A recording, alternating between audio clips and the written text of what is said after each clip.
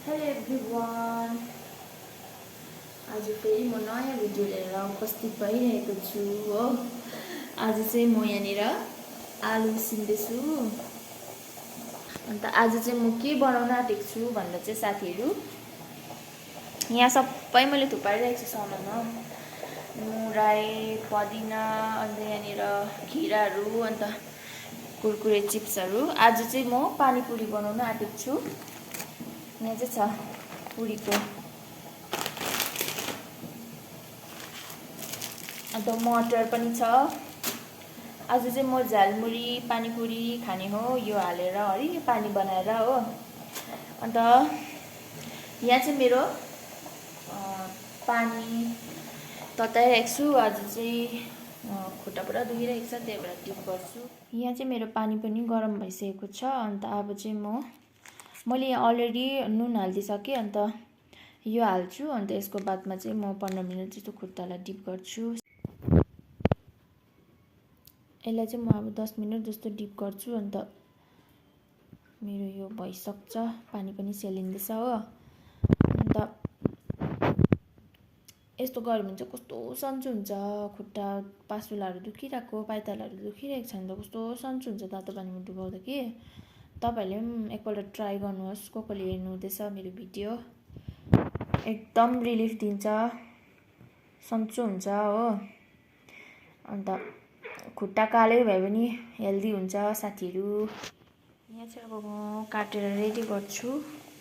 यहाँ चाहिँ अब मेरो सबै सामानहरू रेडी भइसकेको छ। काटकुटहरू, यहाँ झोल, आलु। यो आलु चाहिँ मैले त्यस्तो पिरो हालेको छुइनँ, 1-2 खोर्सानी हालेको छु, अलिअलि खोर्सानी हालेको छु, सादै छ हो। अन्त जति सक्दो मैले यहाँनिरै पिरो अमिलो सबै बनाएको छु।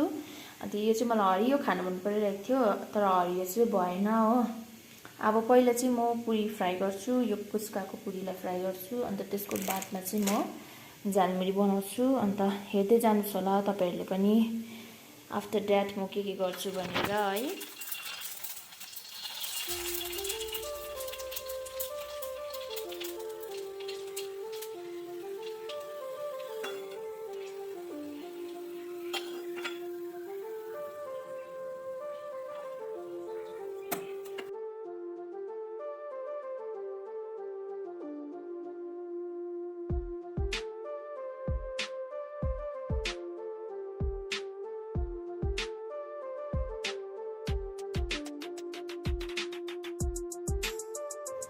अब चाहिँ हामी खानु स्टार्ट गर्छु।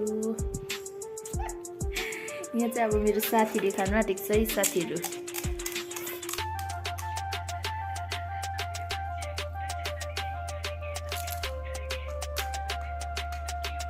कस्तो भएको नि तर नुनहरू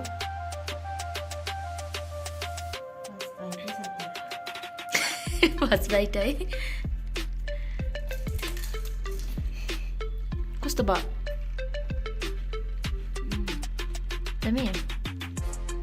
बराबर छ हेर त।